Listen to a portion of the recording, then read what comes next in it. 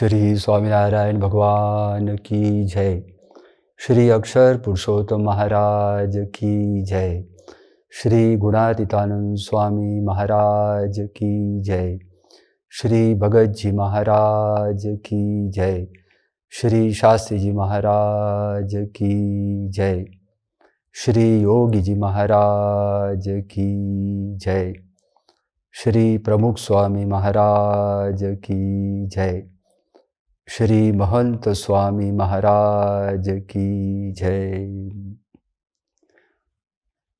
परम पूज्य प्रमुख स्वामी महाराज के जीवन में ब्राह्मी स्थिति आध्यात्मिक इतिहास में ब्राह्मी स्थिति शब्दों का सबसे पहला प्रयोग शायद श्रीमद् भगवद गीता में हुआ है। श्रीमद् भगवद गीता का दूसरा अध्याय है। उस अध्याय में जो व्यक्ति के जीवन में ब्राह्मी स्थिति हो उनके क्या लक्षण है उस विषय में बात बताई है। ब्राह्मी स्थिति मतलब कि ब्रह्म की स्थिति, मतलब कि ब्रह्म का जीवन। सवाल यह उठता है कि ब्रह्म का मतलब क्या। प्रश्न उपनिषद है जो एक हिंदू शास्त्र है। उस शास्त्र में दो प्रकार के ब्रह्म की बात बताई है। एक है उत्कृष्ट ब्रह्म जिन्हें पुरुषोत्तम कहा जाता है, परब्रह्म कहा जाता है, भगवान कहा जाता है। और जो दूसरा ब्रह्म है वो ब्रह्म निम्न ब्रह्म है, उत्कृष्ट ब्रह्म से दूसरा वाला ब्रह्म है, तो उसे अक्षर कहा जाता है, अक्षर ब्रह्म भी कहा जाता है। यह जो दूसरा वाला ब्रह्म है तो उसके बारे में श्रीमद् भगवद गीता के दूसरे अध्याय में उनके लक्षण बताए हैं। परम पूज्य प्रमुख स्वामी महाराज ब्रह्म स्वरूप संत थे, वे साक्षात ब्रह्म थे। उनके जीवन में जो लक्षण बताए श्रीमद् भगवद गीता में, उनका दर्शन बहुत ही अच्छी तरह से हमको होता था। जिनके जीवन में ब्रह्म स्थिति हो, ब्राह्मी स्थिति हो, उनके जीवन में समत्व होता है, उनके जीवन में समभाव होता है। देशी हो, परदेशी हो, छोटा हो, बड़ा हो, कोई विद्वान हो, कोई अनपढ़ हो, लेकिन सभी के प्रति उनको प्रेम होता है, सभी के प्रति प्यार होता है। उनके जीवन में एक समत्व होता है। उनकी दृष्टि बहुत ही ऊपर की ओर उठी है, इसलिए उसकी दृष्टि में कोई भेदभाव कभी भी नहीं होता। प्रमुख स्वामी महाराज के जीवन में किसी ने कभी भी भेदभाव नहीं देखा था। 2021 साल का प्रसंग है। गांधीनगर अक्षरधाम में राष्ट्रपति क्लिंटन साहब पधारे थे। 2000 की साल में, मतलब कि एक साल पहले प्रमुख स्वामी महाराज से मुलाकात हुई थी अमेरिका में। उस वक्त वे अमेरिका के राष्ट्रपति थे। स्वामी का व्यक्तित्व देखा, स्वामी की आंखें देखी, स्वामी की पारदर्शिता देखी, बहुत ही उनको आकर्षण हुआ। और उन्होंने उस वक्त स्वामी जी से कहा था कि जब मैं भारत आऊंगा तब अवश्य आपसे मैं मिलूंगा। इसलिए यहाँ 2021 साल में जब भूकंप कच्छ में बड़ा हुआ था और वहाँ एक पुनर्वसन का काम हो रहा था, रिहैबिलिटेशन वर्क हो रहा था, तो उस काम को देखने के लिए क्लिंटन साहब अमेरिका से आए हुए थे। तब अक्षरधाम की मुलाकात भी क्लिंटन साहब ने ली थी। प्रमुख स्वामी महाराज को मिले, स्वामी जी को मिलकर बहुत ही प्रभावित हुए थे। उनको बहुत ही अच्छा लगा। 10 मिनट के लिए आए हुए थे लेकिन 70 मिनट तक वे ठहरे। स्वामी जी का हाथ पकड़ रखा था उन्होंने। अक्षरधाम की सीढ़ी जहाँ पूरी होती है वहाँ एक कुर्सी पर बैठे हुए थे प्रमुख स्वामी महाराज। वे बाजू में ही थे, पास में ही थे, और प्रमुख स्वामी महाराज का हाथ उन्होंने पकड़ रखा था और बात सब करने लगे। स्वामी जी की महिमा की सब बातें वे करने लगे। स्थल भूल गए, समय भी भूल गए। 70 मिनट हो गई और फिर वे बाहर निकले। तो निकलते निकलते उन्होंने हमारे एक हरिभक्त से कहा कि अक्षरधाम मंदिर में जो भगवान की मूर्ति है क्या वो सोने की मूर्ति है? तब जो हरिभक्त थे उन्होंने कहा नहीं, सोने की मूर्ति तो नहीं है वो तो मूर्ति कॉपर की मूर्ति है, और पर उस पर सोने के जो लीफ है, सोने के पत्ते वो चिपकाए हैं। कहा ठीक है। उन्होंने कहा कि tell Pramukh Swami Maharaj that his heart is also of gold.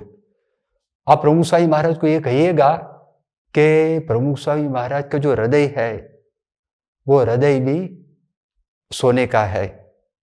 ऐसी बात उनसे आप करिएगा। जब वह निकले और अभी तो प्रांगण में उनकी गाड़ी थी, तो प्रमुख स्वामी महाराज की आंखें अमुक व्यक्ति को ढूंढ रही थी। स्वामी जी को पता चला कि इस अवसर पर कच्छ का एक छोटा सा गांव, सोइला गांव, वहां से एक सिद्दीक भाई और एक सतीश भाई नाम के दो भाई आए थे, और खावड़ा गांव के जादव जी भाई आए थे। वे भी स्वामी जी के दर्शन करने के लिए आए थे और स्वामी जी का आभार भी मानने के लिए आए थे, क्योंकि स्वामी जी की निगरानी में, स्वामी जी के आदेश अनुसार हमारी संस्था ने भुज में वहाँ रिहैबिलिटेशन का काम बहुत ही अच्छी तरह से शुरू कर दिया था। स्वामी जी ने बड़े ही प्यार से उन लोगों के साथ बात की। वे गरीब लोग थे और उनसे कहा कि आप कब आए और कच्छ कब जाने वाले हैं? तो उन्होंने कहा स्वामी जी आज ही हम लोग कच्छ जाएंगे। स्वामी जी ने पूछा किस तरह से आप जाओगे? तो उन्होंने कहा स्वामी जी बस से जाएंगे। स्वामी जी ने हरि भक्तों को बुलाकर कहा इन सब के लिए आप बस की टिकट कटवाओ, और ये ध्यान रखना ऐसी बस की पसंदगी करना जिस बस में सोने की व्यवस्था हो, क्योंकि अगर बैठ के वे लोग जाएंगे कच्छ तक उनको थकान बहुत लगेगी। एक और राष्ट्रपति क्लिंटन साहब थे, उनके साथ अमेरिका के 50 महानुभाव भी साथ में आए हुए थे, और कई लोगों को उमंग था कि हम राष्ट्रपति से हमारी मुलाकात हो जाए। और एक और देखिए, ये छोटे से हरिभक्त थे, लेकिन प्रमुख स्वामी महाराज के जीवन में हमेशा के लिए ये संभव रहा है। 1997 की बात है, प्रमुख स्वामी महाराज की जन्म जयंती हो रही थी बड़ौदा में, और उस जन्म जयंती का आयोजन सब संत लोग दिखा रहे थे प्रमुख स्वामी महाराज के पास बैठकर, और स्वामी जी से ये कह रहे थे कि स्वामी जी इस जन्म जयंती में लगभग 60,000 70,000 लोग आने वाले हैं, तो खाने की सुंदर व्यवस्था की है। हम लोग ने फूड पैकेट्स बनाए हुए हैं, सिर्फ 15 मिनट में सभी को हम बांट सकेंगे। आयोजन की बात प्रमुख स्वामी महाराज ने सुनी, और सुनकर प्रमुख स्वामी महाराज ने कहा बात आपकी सही है, आपका आयोजन भी बहुत अच्छा है, आपका आयोजन भी बहुत ही सुंदर आयोजन है, लेकिन ये सब लोग जो सभा में बैठेंगे उनको तो फूड पैकेट्स सब मिल जाएगा, प्रसाद मिल जाएगा, लेकिन ये सब लोग आए हैं तो वाहन में बैठकर आए हैं, अमुक लोग बस में बैठकर आए हैं, अमुक किराए की गाड़ी में बैठकर आए हैं, अमुक ट्रैक्टर्स में बैठकर आए हैं, यहाँ पे अलग अलग रीति से आए हैं, अमुक अपनी प्राइवेट गाड़ियां हैं उनमें बैठकर आए हैं। तो उनके सब ड्राइवर्स अपने वाहन के पास बैठे होंगे, वे लोग सभा में नहीं आएंगे, वाहन की रखेवाली करते होंगे। तो ये भूलना मत कि सब ड्राइवर्स को प्रसाद मिलना चाहिए। स्वामी के मन में ये चल रहा था कि बड़े बड़े लोगों की तो अगवानी होती है, लेकिन जो छोटे व्यक्ति है उसको भी कभी भूलना नहीं चाहिए। हमेशा के लिए प्रमुख स्वामी महाराज के मन में ये भावना सदैव के लिए उनके मन में भावना रही थी। एक प्रसंग तो ऐसा हुआ था, मैंने कहा कि स्वामी जी ने तो दूर बैठ के जो ड्राइवर्स लोग थे उनको याद किया, लेकिन ड्राइवर के साथ जब मौका मिलता था प्रमुख स्वामी महाराज को, तब प्रमुख स्वामी महाराज बड़े ही प्यार से, बड़े ही उमंग से उनके साथ बात भी करते थे। स्वामी जी पधारे थे 1980 की साल में, ईस्ट अफ्रीका का जो देश है एक केन्या देश, उस देश में स्वामी जी पधारे थे, और वहाँ के एक मेयर थे, उन्होंने अपनी गाड़ी भेजी थी प्रमुख स्वामी को बिठाकर मंदिर में ले जाने के लिए। नाथन कहारा उस मेयर का नाम था, उनका ड्राइवर प्रमुख स्वामी महाराज को ड्राइव कर रहा था। लेकिन स्वामी जी ने तो ड्राइवर में बहुत ही रस लिया। अनेक प्रश्न ड्राइवर से पूछने लगे प्रमुख स्वामी महाराज कि आपका नाम क्या, आपके जो परिवार के सदस्य है, वे जो सदस्य लोग हैं, तो जो सदस्य लोग, तो उनके बारे में भी प्रमुख स्वामी महाराज ने सब पूछना वो शुरू किया। और इतने प्यार से, इतने प्रेम से प्रमुख स्वामी महाराज उनसे सब पूछ रहे थे। तो उनको लगा कि मैंने तो बहुत वीआईपी लोग को मेरी गाड़ी में बिठाकर नायरोबी जो शहर है वो दिखाया है, लेकिन पहली दफ़े इतने प्यार से मुझे पूछने वाले कोई बड़े वीआईपी मुझे मिले हैं। उनको इतना अच्छा लगा, उन्होंने कहा स्वामी जी आपको मैं इसी गाड़ी में बैठाकर नायरोबी में जितने अच्छे अच्छे स्थान है मैं आपको फिराऊंगा। स्वामी जी ने कहा आपका भाव है वो हमारे लिए काफ़ी है, कोई घूमने की हमारे लिए कोई ज़रूरत नहीं है। तो पहली बात यह है कि जो ब्राह्मी स्थिति वाले पुरुष हैं उनके जीवन में हमेशा के लिए संभव होता है। उनके मन में कभी भी क्रोध नहीं आता है। कभी किसी को सीख के वचन कड़े स्वर में भी कहेंगे, लेकिन मन में क्रोध नहीं है। जैसे माता पिता संतान को सीख देते हैं, संतान के प्रति प्यार है, उसी तरह प्रमुख स्वामी महाराज के जीवन में कभी भी क्रोध का प्रसंग उत्पन्न नहीं हुआ है। ऐसी बात कब पता चलती है? जब व्यक्ति का अपमान होता है, जब व्यक्ति की इच्छा के मुताबिक नहीं होता है, उस वक्त अगर व्यक्ति के मन में क्रोध उत्पन्न न हो तो समझना चाहिए कि इस व्यक्ति के जीवन में क्रोध नहीं है। एक दफ़े ऐसा प्रसंग हुआ था कि प्रमुख स्वामी महाराज 1973 की साल में स्वामी जी विचरण करते करते पंचमहाल गुजरात का एक इलाका है, उस पंचमहाल के इलाके में एक शहर है घोगंबा, और घोगंबा के पास एक गांव है जिसका नाम है पाली। उस गांव के एक हरिभक्त का नाम है चंदूभाई पटेल।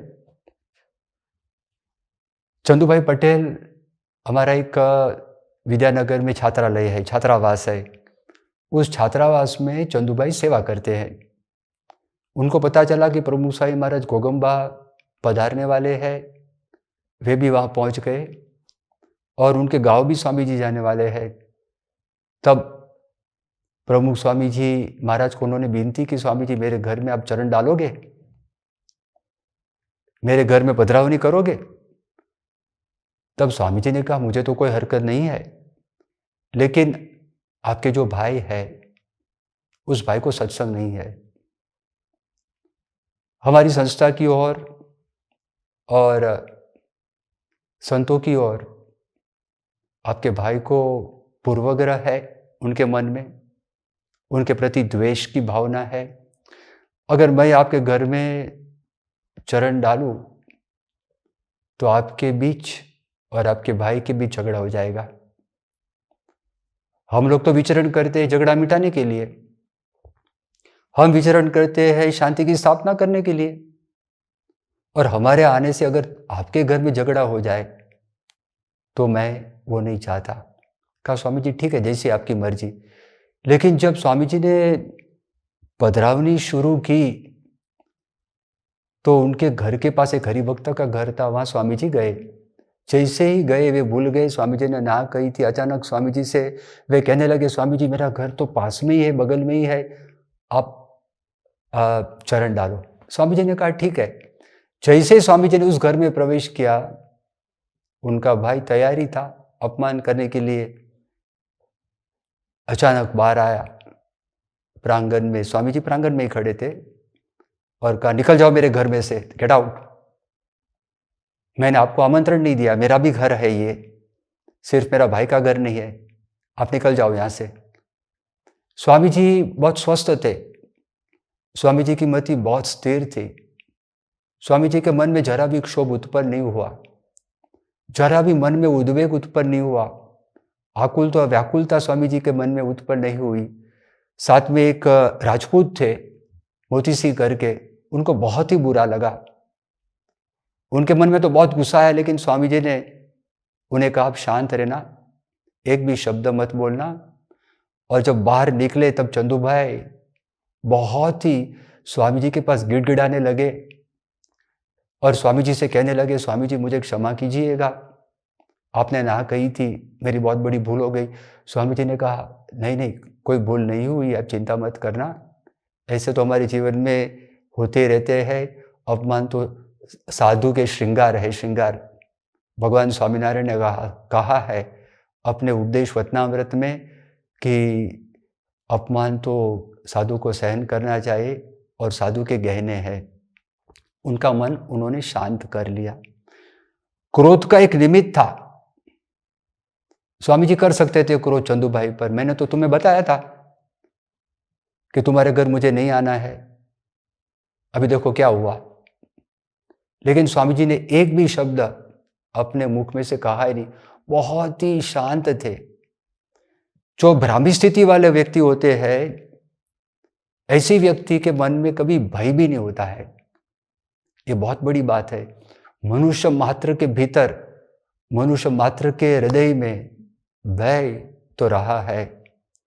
खास करके अगर सीने में दर्द शुरू हो जाए तो चिंता होती है कि अगर मुझे हार्ट अटैक तो नहीं आएगा। प्रभु स्वामी महाराज के हृदय का परीक्षण करने के लिए स्वामी जी को मुंबई ले गए थे। वहाँ बहुत ही एक सीनियर इंटरवेंशनल कार्डियोलॉजिस्ट, हृदय के निष्णात डॉक्टर थे, अश्विन भाई मेहता, और स्वामी जी के एंजियोग्राफी वे करते थे और स्वामी जी के हृदय के डॉक्टर थे। और जिस जगह पे ये किया जाता है उसको कैथ लैब कहते हैं। तो स्वामी जी का सब परीक्षण हो गया। स्वामी जी तो बहुत शांत थे, स्वस्थ थे और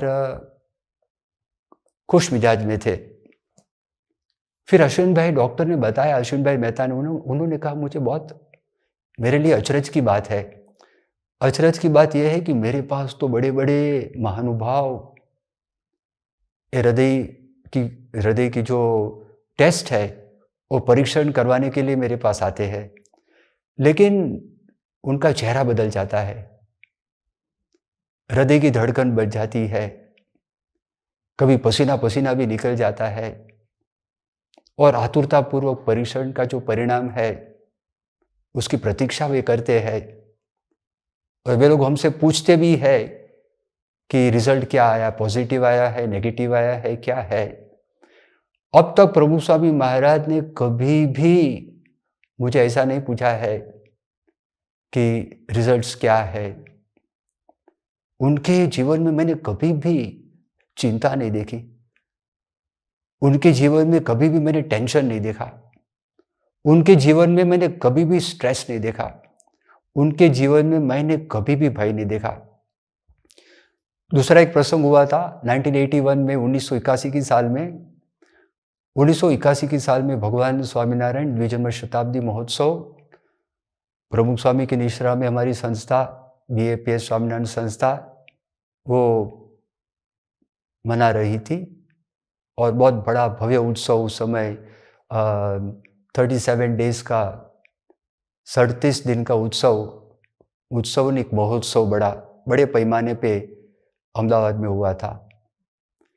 उसके लगभग 2.5 महीने पहले प्रमुख स्वामी महाराज अहमदाबाद पधारे थे। अहमदाबाद जब आए थे 1980 की साल थी, दिसंबर का महीना था। सारा गुजरात अनामत आंदोलन से त्रस्त था, सब जगह आग लगती थी। जो राइट करने वाले लोग, दंगा करने वाले लोग सरकार की प्रॉपर्टीज को जलाते थे, सरकार की बस को जलाते थे, प्राइवेट गाड़ियों को जलाते थे, दुकान को जलाते थे, निर्दोष लोग की पिटाई भी होती थी, कई लोग मर भी चुके थे, कई मेडिकल स्टूडेंट ने आत्मविलोपन भी किया था, गुजरात का अर्थतंत्र भी बिगड़ चुका था। ऐसा अवसर था, इसलिए जिस जमीन पर महोत्सव तय किया गया था, उस जमीन को सजाने में टाइम बहुत कम था और टाइम मिला नहीं था। और स्वामी जी अहमदाबाद मंदिर में पधारे थे। स्वामी जी तो अपने कमरे से बाहर निकले हुए थे। स्वामी जी को मिलने के लिए एक स्वयं सेवक थे, निर्मल सिंह राणा करके, जो स्वयं सेवक दल के नेता थे। उन्होंने संकोच के साथ प्रमुख स्वामी जी से कहा कि स्वामी जी, अब जमीन पे कोई कार्यवाही हम लोग शुरू नहीं कर सके। स्वामी जी बहुत शांत थे, बहुत ही स्वस्थ थे। उनके मन में कोई भय नहीं था कि क्या होगा, कोई चिंता नहीं थी। क्योंकि अगर विचार करें कि जमीन 200 एकड़ में जमीन थी, लेकिन जमीन साफ सुथरी जमीन नहीं थी, खुरदरी जमीन थी। और उस जमीन में जगह जगह कोटरे थे, बहुत कोटर उस जमीन में थे। उस जमीन में जगह जगह पानी से वो जमीन भरी हुई थी और उस जमीन में चढ़ाव उतार बहुत ही था। सभी को साफ करना बहुत मुश्किल काम था। सबके मन में चिंता थी कि 7वीं मार्च उत्सव का प्रारंभ होने वाला था। उस उत्सव के प्रारंभ का उद्घाटन परम पूज्य प्रमुख साईं महाराज के दिव्य कर कमलों के द्वारा होने वाला था और साथ साथ में रामानंदाचार्य जी पधारने वाले थे, उनके भी हाथों से उसका उद्घाटन होने वाला था। अहमदाबाद शहर में उस समय टेक्सटाइल की बहुत काफ़ी सब मिल्स भी थी। जयकृष्ण हरिवल्लभ नाम के एक जाने माने उद्योगपति, वो भी उद्घाटन के समारोह में वहाँ आने वाले थे। और 7, 8 और 9 तारीख तक भारत साधु समाज का अधिवेशन वो रखा हुआ था। अगर काम पूरा न हुआ तो क्या होगा। स्वामी जी बहुत ही स्वस्थ थे। स्वामी जी की निर्भयता देखकर जो संत लोग वहाँ खड़े हुए थे और निर्मल सिंह राणा के साथ और भी स्वयं सेवक थे, वे सब लोग भी निर्भय हो गए। दूसरे दिन प्रमुख स्वामी महाराज जमीन पे गए और वहाँ बुलडोजर रखा हुआ था, कार्यवाही का प्रारंभ करना था। और स्वामी जी से विनती की, स्वामी जी आपके पास जो ठाकुर जी है हरिकृष्ण महाराज, जो भगवान स्वामीनारायण की छोटी सी मूर्ति है, वे बुलडोजर की जो सीट है उन पर आप रखिएगा। प्रमुख स्वामी महाराज बहुत ही आनंदित थे। स्वामी जी खुद उठ गए और स्वामी जी उठकर बुलडोजर पर चढ़ गए और बुलडोजर की सीट पर जो ड्राइवर चलाने वाले होते हैं, उसी जगह प्रमुख स्वामी महाराज बैठे हुए हैं। बहुत ही स्वामी जी के सारे मुख ऊपर बहुत ही प्रसन्नता थी और स्वामी जी के मन में सभी को निर्भय करना था। खुद तो निर्भय थे ही। बहुत सारे प्रसंग स्वामी जी के जीवन में हुए, लेकिन हमेशा स्वामी के जीवन में निर्भयता का दर्शन सभी लोगों ने किया है। जो व्यक्ति ब्रह्मस्थिति वाला हो तो उसके जीवन में कभी अभिमान नहीं होता, उसके जीवन में कभी अहंकार नहीं होता है। 2004 की साल का एक प्रसंग है, गांधीनगर अक्षरधाम का ही प्रसंग है। गांधीनगर अक्षरधाम में भारत के राष्ट्रपति अब्दुल कलाम साहब पधारे थे। पधारने का कारण तो यह था कि प्रमुख स्वामी महाराज के गुरु योगी जी महाराज थे और योगी जी महाराज ने 1954 की साल में बाल मंडल की स्थापना की थी। उसकी स्वर्ण जयंती थी 2004 की साल में। उसको मनाने के लिए प्रमुख स्वामी महाराज पधारे थे गांधीनगर अक्षरधाम में। कलाम साहब भी आए थे। बच्चों का एक भव्य कार्यक्रम था। बच्चों का कार्यक्रम सुनते ही बड़े ही प्यार से अब्दुल कलाम साहब ने निमंत्रण का स्वीकार किया था और 8:30 बजे कार्यक्रम ख़त्म होने वाला था। लेकिन प्रश्नोत्तरी का कार्यक्रम लंबा चला और बालक लोग प्रश्न पूछ रहे थे। बालक और बालिका कलाम साहब को बहुत ही प्यारे थे। प्रश्न पूछते रहे, वे उत्तर देते रहे। बहुत ही आनंद हो गया। लेकिन 9 बज गए। 9 बज गए। फिर यहाँ से विदाई लेकर अब्दुल कलाम साहब को जाना था दिल्ली। मतलब कि बाहर निकलने में 9 के बाद मान लीजिए और भी 9:15 हो जाए, 9:15 के बाद एयरपोर्ट पे जाए, 20 मिनट 25 मिनट वहाँ पे लगे, प्लेन बोर्ड करने में 10-15 मिनट लगे, फिर वहाँ दिल्ली पहुँचे अपने घर राष्ट्रपति भवन में, तो लगभग रात को 11:30-12 हो जाने वाला था। प्रमुख स्वामी महाराज ने अपने मन में सब गिनती कर रखी थी और स्वामी जी ने उनके जो एडीसी थे उनके पीछे ही जो खड़े रहते हैं, एडीसी का मतलब उनके जो असिस्टेंट होते हैं, जो मुख्य सिक्योरिटी के व्यक्ति होते हैं, राष्ट्रपति के पीछे हमेशा आप उनको देखते होंगे, जो व्यक्ति जो खड़ा रहता है उसको एडीसी कहते हैं, एड डी कैंप। उनका नाम था निशिकांत सिंह। स्वामी जी ने उनके पास माफ़ी मांगी, उनसे कहा कि माफ़ करना, साहब को बहुत देरी हुई है। तो उन्होंने कहा नहीं नहीं स्वामी जी, आपकी कहाँ गलती है। जब जब कलाम साहब बच्चों को मिलते हैं तो समय भूल जाते हैं, वो तन्मय हो जाते हैं। स्वामी, हमारे साहब ने ही जो आधा घंटा ज़्यादा लिया है, स्वामी आपकी कोई भूल नहीं है। लेकिन उसके बाद दूसरा एक प्रसंग ऐसा हुआ, प्रसंग संपन्न हो गया, ख़त्म हो गया। अब्दुल कलाम साहब सीढ़ी उतर गए, प्रमुख स्वामी महाराज उनके पीछे मान लीजिए कुछ 10-15 के 20 फुट का अंतर था, स्वामी जी चल रहे थे। कलाम साहब को पता नहीं था कि प्रमुख स्वामी महाराज उनके पीछे पीछे जा रहे हैं। कलाम साहब जब गाड़ी में बैठे, उस गाड़ी में उनके मित्र, वो भी वैज्ञानिक थे, वे भी बैठे हुए थे, उनका नाम था वाई.एस. राजन। तो तमिल भाषा में कलाम साहब से कहा, प्रमुख स्वामी जी आपको यहाँ तक विदाई देने के लिए आए हैं। तो उन्होंने देखा जो अपनी कार थी, तो उसकी जो खिड़की थी, खिड़की में से देखा कि स्वामी जी तो आ रहे हैं। उन्होंने दरवाजा खोला, फौरन बाहर निकले, हाथ जोड़ दिया और स्वामी जी से प्रणाम भी किए। स्वामी जी वापस चले गए। लेकिन जब 2005 की साल आई और 2005 की साल में पूज्य ईश्वरचरण स्वामी जी और 4-5 संत लोग थे जो कलाम साहब को निमंत्रण देने के लिए गए थे। दिल्ली अक्षरधाम का उद्घाटन उसी वर्ष में था। उन्होंने सहर्ष निमंत्रण का स्वीकार किया, लेकिन उन्होंने पहला प्रश्न ये पूछा कि महाप्रमुख स्वामी जी उनका स्वास्थ्य कैसा है। वो कभी भी प्रमुख स्वामी महाराज को प्रमुख स्वामी महाराज के नाम से पुकारते नहीं थे, हमेशा एक विशेषण लगाते थे, महाप्रमुख स्वामी जी उनका स्वास्थ्य कैसा है। तो का स्वास्थ्य तो अच्छा है, कि बहुत ही विनम्र साधु है, वेरी हम्बल। उन्होंने ये कहा कि मुझे विदा देने के लिए स्वामी जी खुद पधारे। वे तो मुख्य मेहमान थे, लेकिन खुद पधारे। बहुत ही उनको अचरज लगा और कहा बहुत ही विनम्र संत है। और निशिकांत सिंह तो उनको तो इतना अचरज लगा, इतने बड़े संत, वो मेरी माफ़ी मांग रहा है। अभिमानी व्यक्ति कभी भी किसकी माफ़ी वो नहीं मांगेगा, और अभिमानी व्यक्ति किसी को आदर नहीं दे सकता है। प्रमुख स्वामी महाराज माफ़ी भी मांगते थे, प्रमुख स्वामी महाराज सबका आदर भी करते थे और सबको बड़े ही प्यार से स्वामी जी बुलाते भी थे।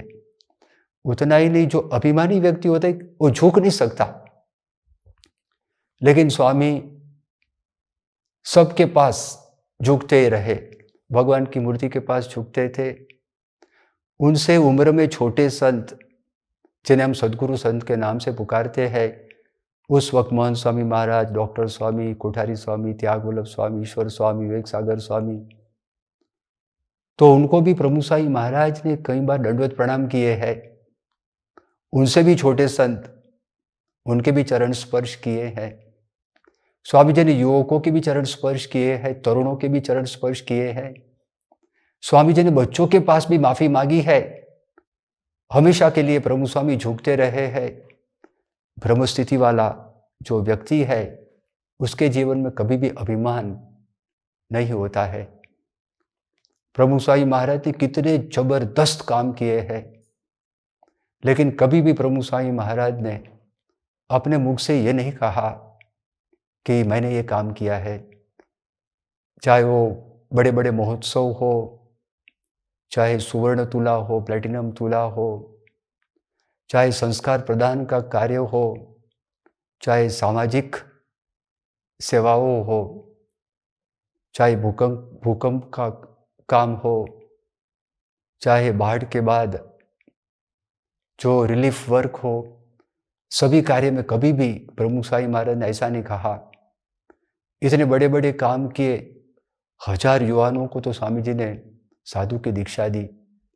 जो स्त्री और धन के त्यागी, जिनके जीवन में पंचवर्तमान दिए जाते हैं, पढ़े लिखे हैं, सब संत स्वामी जी की प्रेरणा से इस संसार का त्याग करके मानव सेवा में जुड़ गए, भगवान की सेवा में जुड़ गए। लेकिन स्वामी जी ने कभी भी ऐसा नहीं कहा कि मेरी प्रेरणा से, मेरे उपदेश से, मेरे बल से, मेरी बुद्धि से, मेरी कुशलता से, मेरी सत्ता से मैंने ये काम किया है।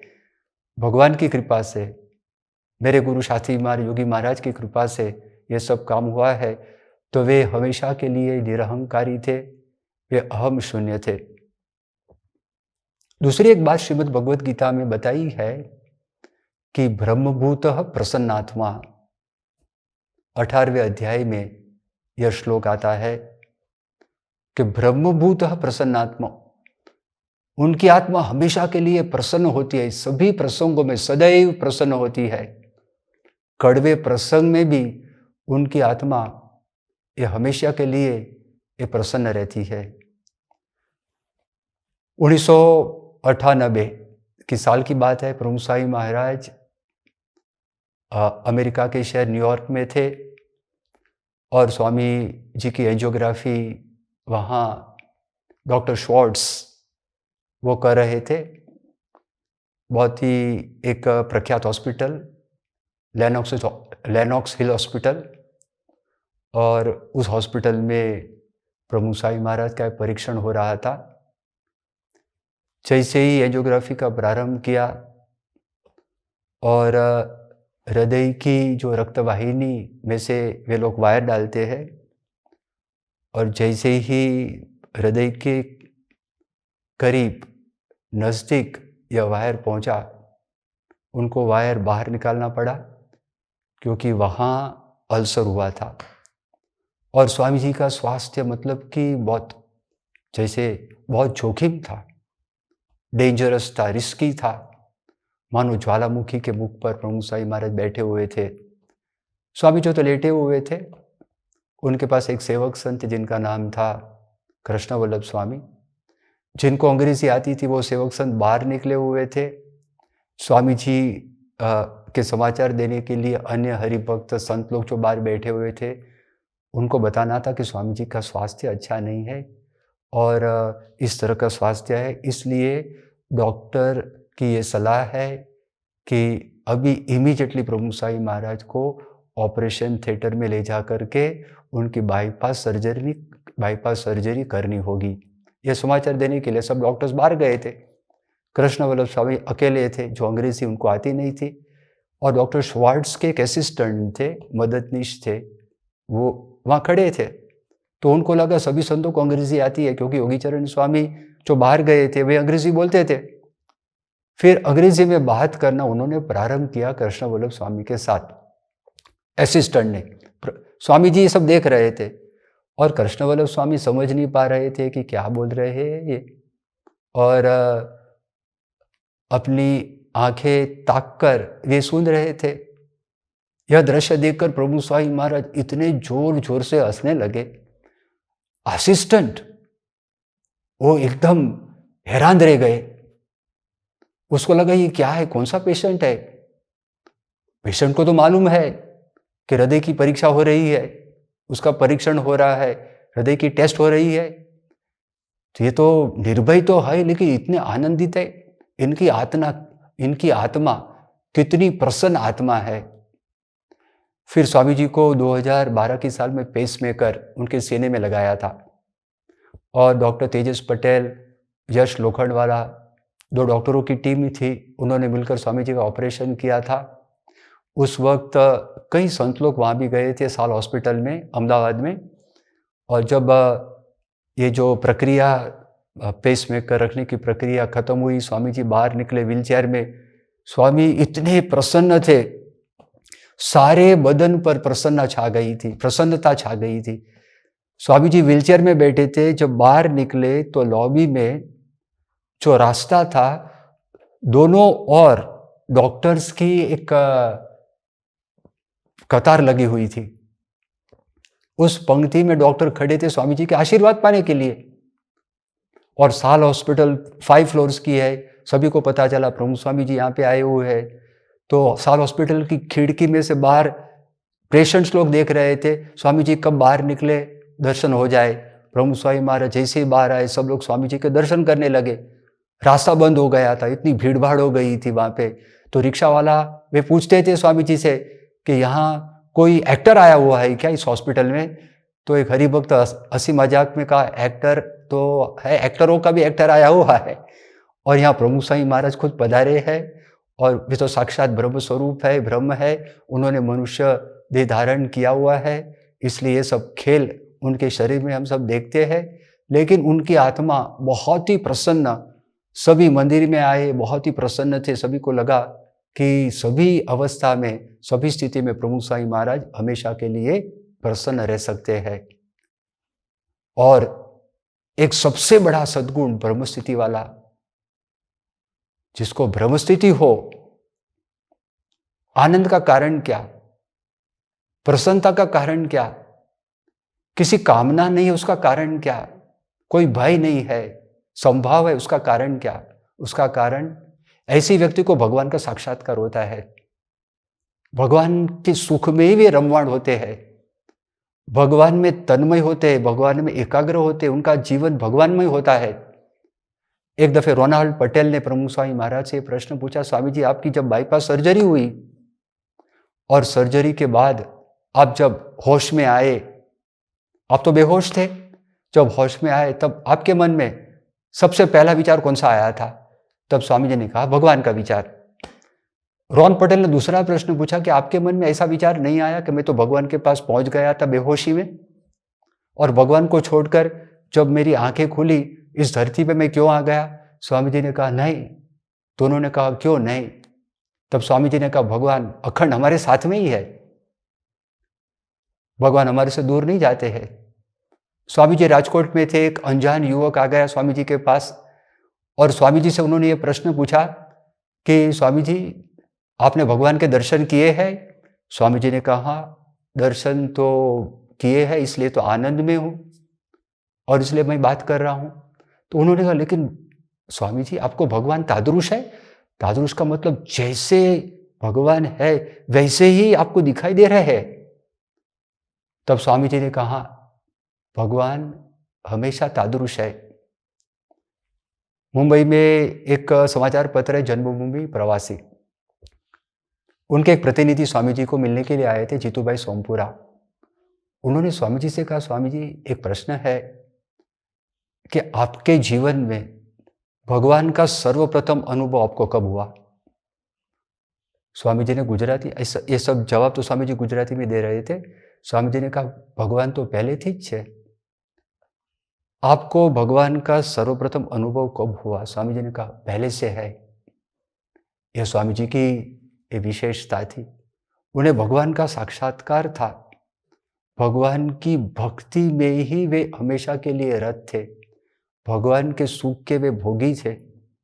सर्व प्रकार की संसार की कामना उनके मन में थी ही नहीं, भगवान के सिवाय और कोई भी कामना नहीं थी। भगवान का एक भरोसा, भगवान का एक सहारा, और भगवान के आधार पर प्रमुख स्वामी महाराज का सारा जीवन था। एक सिख भाई ने स्वामी जी को एक शीशम की लकड़ी दी थी भेंट में। स्वामी जी से कहा था, स्वामी जी ये लकड़ी है, आप जब आपकी वृद्धावस्था हो जाए उस वक्त लकड़ी के सहारे आप चलोगे तब मुझे याद करोगे, तो आप मुझे याद करोगे तो मेरा कल्याण होगा। यह सद्भावना से मैंने आपको ये शीशम की लकड़ी दी है। स्वामी जी ने उस लकड़ी तो हाथ में ली, और स्वामी जी ने जब वे मंदिर आए तो एक वृद्ध व्यक्ति का अभिनय प्रभु स्वामी महाराज ने किया और हंसते हंसते स्वामी जी ने, वहाँ संत लोग खड़े हुए थे, सामने त्यागवल्लभ स्वामी सदगुरु संत खड़े हुए थे। तो स्वामी जी ने उनसे कहा कि मुझे लकड़ी दी है। उस सिख भाई ने कहा कि वृद्धावस्था में आपका यह सहारा है, आपका आधार। स्वामी जी ने कहा मेरा आधार तो एक भगवान है और भगवान के सिवा मेरा कोई भी आधार नहीं है, और उसमें सब कुछ आ जाता है। यह जो ब्राह्मी स्थिति होती है तो उसकी ये विलक्षणता है, तो उनके जीवन में ये लक्षण हम देख सकते हैं। ऐसे पुरुष का अगर हम संग करें, आज मोहन स्वामी महाराज ऐसी ही ब्राह्मी स्थिति वाले गुणातीत संत है, उनकी संगत में हम रहे, उनकी आज्ञा का अगर हम पालन करें, तो धीरे धीरे हमारे जीवन में भी भगवान का सुख का अनुभव होगा। और जब भगवान का सुख का अनुभव होगा, हमारे जीवन में भय नहीं रहेगा, हमारे जीवन में उद्वेग नहीं रहेगा, हमारे जीवन में क्रोध नहीं आएगा, हमारे जीवन में सभी के प्रति प्यार रहेगा। तो प्रमुख स्वामी महाराज के जीवन में ब्राह्मी स्थिति के कुछ प्रसंग समय की मर्यादा के अनुसार मैंने कहा। मैं भगवान स्वामीनारायण के चरणों में, प्रमुख स्वामी महाराज के चरणों में, मोहन स्वामी महाराज के चरणों में प्रार्थना करता हूँ, हमेशा हम पर कृपा आशीष बरसाए, ताकि हमारे जीवन में भी ऐसे गुणों की प्राप्ति हो। बोलो श्री स्वामीनारायण भगवान की जय। अगर आपको आज के कथा श्रवण से थोड़ी भी शांति और प्रेरणा मिली है तो कल्पना करें ऐसी कथा को नियमित रूप से सुनना कितना लाभप्रद होगा। तो इस वीडियो को लाइक करें, अपने जैसे अन्य भक्तों के साथ साझा करें और ऐसे ही प्रेरक कथा को नियमित रूप से सुनने के लिए चैनल को सब्सक्राइब करें। जय स्वामीनारायण।